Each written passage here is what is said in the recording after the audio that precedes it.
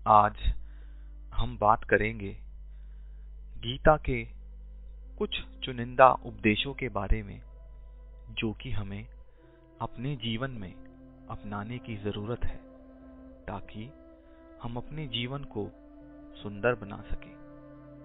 पहला उपदेश कुछ इस प्रकार है, जो हुआ वह अच्छा हुआ, जो हुआ वह अच्छा हुआ, जो हो रहा है वह भी अच्छा हो रहा है, जो होगा वो भी अच्छा ही होगा। दूसरा उपदेश कुछ इस प्रकार है, हे अर्जुन, तुम्हारा क्या गया जो तुम रोते हो? तुम क्या लाए थे जो तुमने खो दिया? तुमने क्या पैदा किया था जो नष्ट हो गया? तुमने जो लिया यहीं से लिया, जो दिया यहीं पर दिया।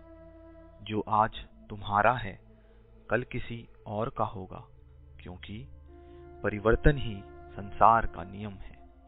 तीसरा उपदेश कुछ इस प्रकार है, जीवन ना तो भविष्य में है ना ही अतीत में, जीवन तो बस इस पल में है।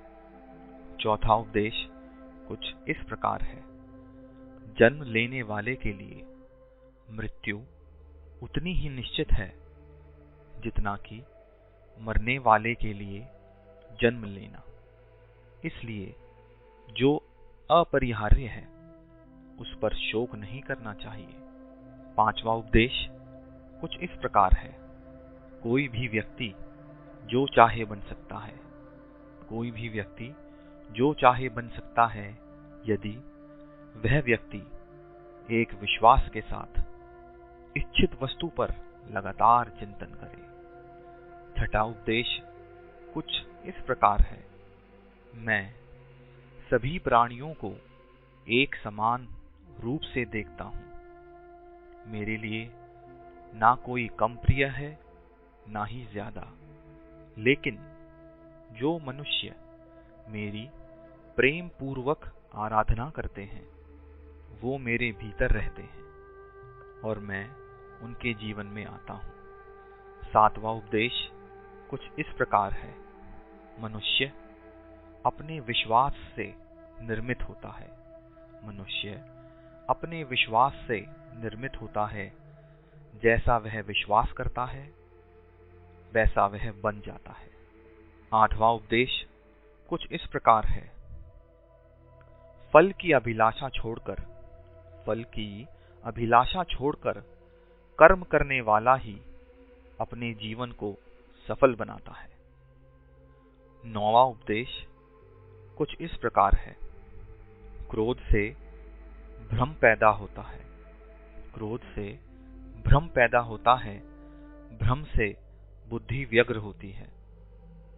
जब बुद्धि व्यग्र होती है तब तर्क नष्ट हो जाता है। जब तर्क नष्ट हो जाता है तब व्यक्ति का पतन हो जाता है। 10वां उपदेश कुछ इस प्रकार है, मेरा, तेरा, छोटा, बड़ा, अपना, पराया मन से मिटा दो, फिर सब तुम्हारा है और तुम सबके हो। 11वां उपदेश कुछ इस प्रकार है, सदैव संदेह करने वाले व्यक्ति के लिए प्रसन्नता ना इस लोक में है और ना ही परलोक में। 12वां उपदेश कुछ इस प्रकार है, जो लोग मन को नियंत्रित नहीं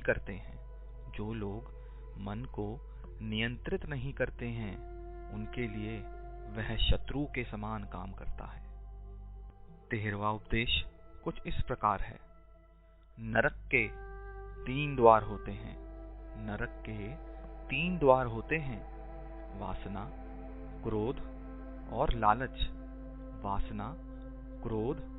लालच।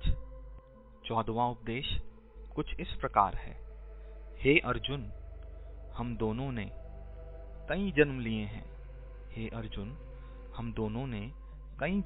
हैं, मुझे याद है लेकिन तुम्हें नहीं। 15वां उपदेश कुछ इस प्रकार है। हे अर्जुन, कोई भी व्यक्ति हे अर्जुन, जो कोई भी व्यक्ति जिस किसी भी देवता की पूजा विश्वास के साथ करने की इच्छा रखते हैं, मैं उस व्यक्ति का विश्वास उसी देवता में दृढ़ कर देता हूँ। 16वां उपदेश कुछ इस प्रकार है। हे अर्जुन, मन अशांत है और इसे नियंत्रित करना कठिन है, लेकिन अभ्यास से इसे वश में किया जा सकता है। 17वां उपदेश कुछ इस प्रकार है। वह व्यक्ति जो सभी इच्छाएं त्याग देता है और मैं और मेरा की लालसा और भावना से मुक्त हो जाता है, उसे अपार शांति की प्राप्ति होती है। 18वां उपदेश कुछ इस प्रकार है। धरती पर जिस प्रकार मौसम में बदलाव आता है, धरती पर जिस प्रकार मौसम में बदलाव आता है, उसी प्रकार जीवन में भी सुख दुख आता जाता रहता है। 19वां उपदेश कुछ इस प्रकार है। इतिहास कहता है कि कल सुख था। इतिहास कहता है कि कल सुख था। विज्ञान कहता है कि कल सुख होगा, लेकिन धर्म कहता है कि अगर मन सच्चा और दिल अच्छा हो तो हर रोज सुख होगा। 20वां उपदेश कुछ इस प्रकार है। जो होने वाला है वो होकर ही रहता है, और जो नहीं होने वाला है वह कभी नहीं होता। ऐसा निश्चय जिनकी बुद्धि में होता है, उन्हें चिंता कभी नहीं सताती है। 21वां उपदेश कुछ इस प्रकार है। समय से पहले और भाग्य से अधिक कभी किसी को कुछ नहीं मिलता है। 22वां उपदेश कुछ इस प्रकार है। जो व्यवहार आपको दूसरों में पसंद ना हो, ऐसा व्यवहार आप दूसरों के साथ कभी ना करें। 23वां उपदेश कुछ इस प्रकार है।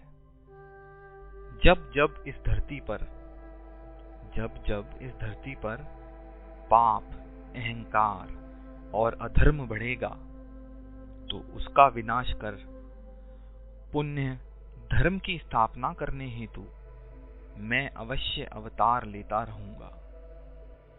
24वां उपदेश कुछ इस प्रकार है। हे अर्जुन, मैं भूतकाल, वर्तमान और भविष्य काल के सभी जीवों को जानता हूं, लेकिन वास्तविकता में कोई मुझे नहीं जानता है। 25वां उपदेश कुछ इस प्रकार है। केवल व्यक्ति का मन ही किसी का मित्र और शत्रु होता है। 26वां उपदेश कुछ इस प्रकार है। वह व्यक्ति जो अपनी मृत्यु के समय मुझे याद करते हुए अपना शरीर त्यागता है, वह मेरे धाम को प्राप्त होता है, और इसमें कोई संशय नहीं है। 27वां उपदेश कुछ इस प्रकार है। अच्छे कर्म करने के बावजूद भी लोग केवल आपकी बुराइयां ही याद रखेंगे। अच्छे कर्म करने के बावजूद भी लोग केवल आपकी बुराइयां ही याद रखेंगे, इसलिए लोग क्या कहते हैं उस पर ध्यान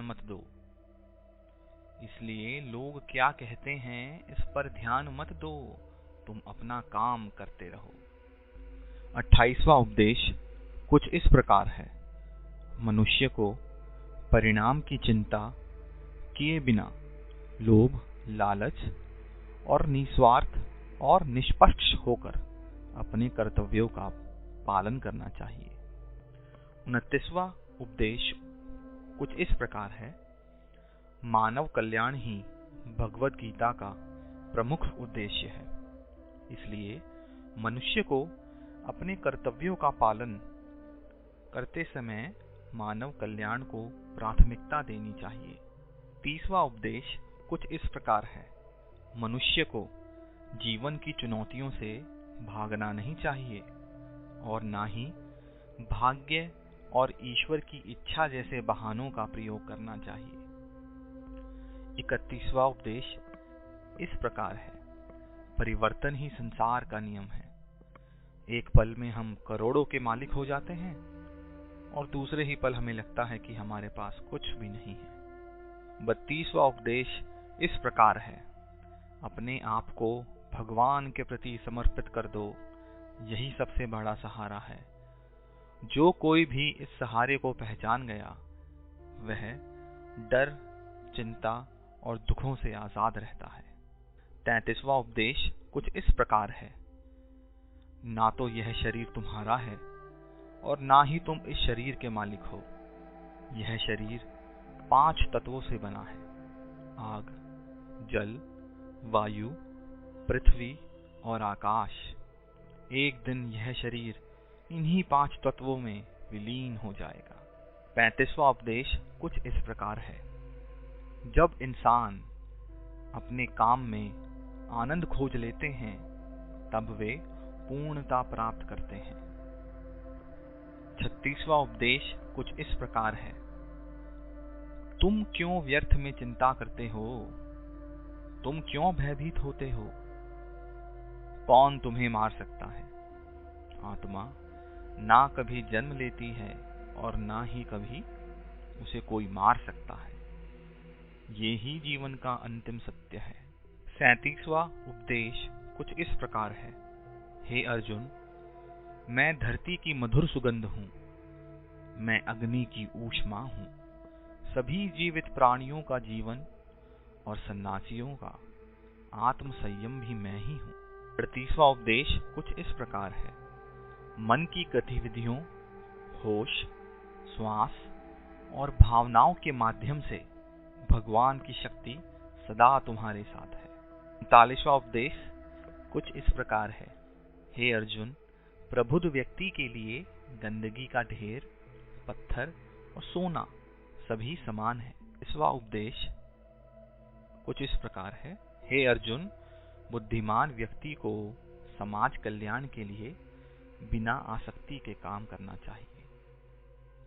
तो यहाँ खत्म होते हैं हमारे कुछ चुनिंदा उपदेश जो हमें अपने जीवन को संवारने में मददगार रहेंगे।